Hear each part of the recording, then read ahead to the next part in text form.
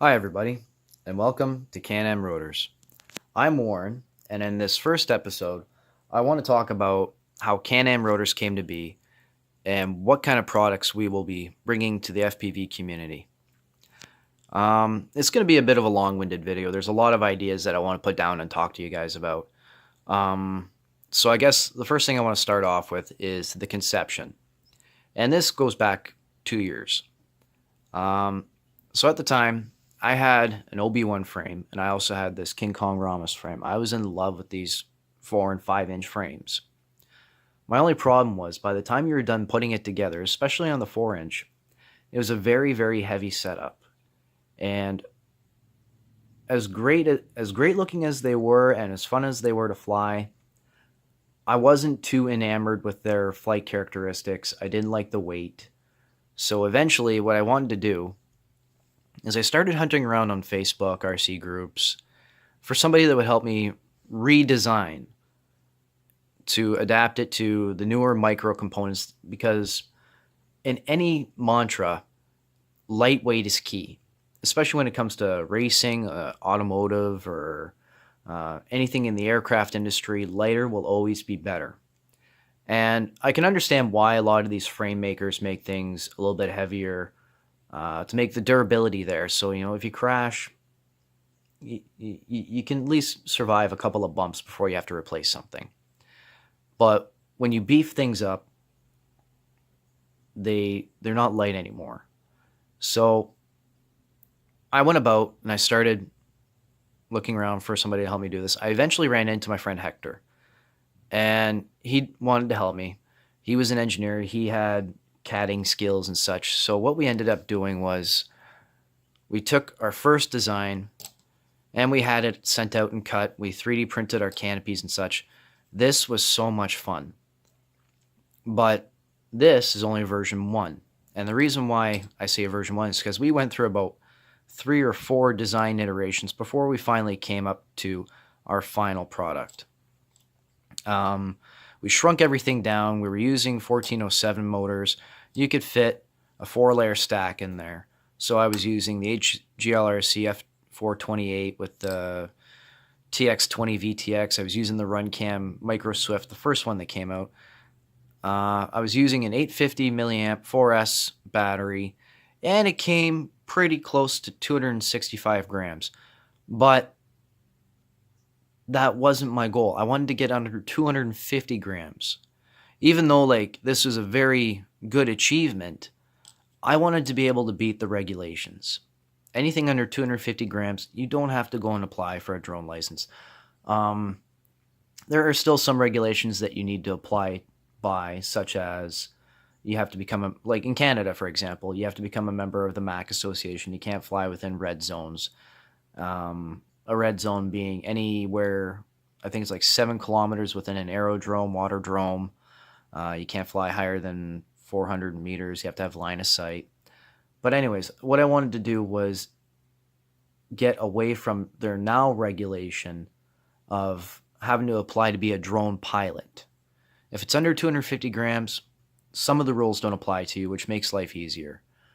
So yes, after we were done designing this was an extremely fun frame to fly. It was durable. We used a 5mm solid bottom plate. We had a friend of ours cook up these 3D printed canopies. We obviously found weak points because I crashed this one. But there were other things that really made this frame unappealing to me, especially when we decided, why don't we try and see if people in the FPV community would like this? And eventually, we decided to go to V2, which is over there, but we'll get to that. But things that made this heavy was the solid bottom plate, because there's so much room in here that there's so much extra in here that didn't need to be there. The extra hardware of how their T-plates and everything were held into place. So then we went to V2 after some design iterations. Now, from our findings on the first frame, we developed this guy. We wanted to make it a sandwich design so parts are easily replaceable. And I wanted replaceable parts because it's lightweight, you will break things. It's an inevitability, especially when you're trying to learn tricks or if you're pushing hard, trying to race. Um, Eventually, you will break something. Everybody breaks something. It's inevitable. You can have a tank, you can have a chameleon. You will break something. And we decided that performance was more important than durability. If you're a good pilot, you know what you're doing. And I'm not saying everybody's a good pilot. Like, there are very few people out there that are excellent pilots that can pull off their tricks consistently. Even YouTuber guys like Ladrib and um, all those guys that spend hours and hours and hours trying to get those perfect shots, they break their frames too. They break their motors, they break their cameras, everything. So it occurred to us that if we're going to do this, why don't we make it so that replacement parts are cheap and will always be available? We will never take down spare parts from our shop. You will always be able to call us up. We will send you out replacement parts. And the good thing is, in our new design mantra, we have this Lego design. And I call it Lego design because you will literally be able to take bits and pieces from one model lineup and put it onto another model lineup. And I say model lineup because this is our FX1. This is our Freestyle X1. But as you notice, we have a dead cat configuration. We also have an X configuration. We also have a stretch X configuration. We will have a configuration of every arm type that you will want to use.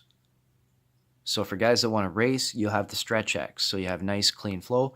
For guys that want to build an HD recording rig, you will have dead cat. For guys that want to go in freestyle, you will have X. Not only that, but you will also be able to use 22 size motors, 1407 style motors, because not only do we have each flavor of arm, we also have each bolt flavor for your motors. And if we don't, give us a shout. We will make it. We will make it a part of our lineup. We want to be able to have that one-on-one interaction with our customers. We want to always be able to reliably give you parts.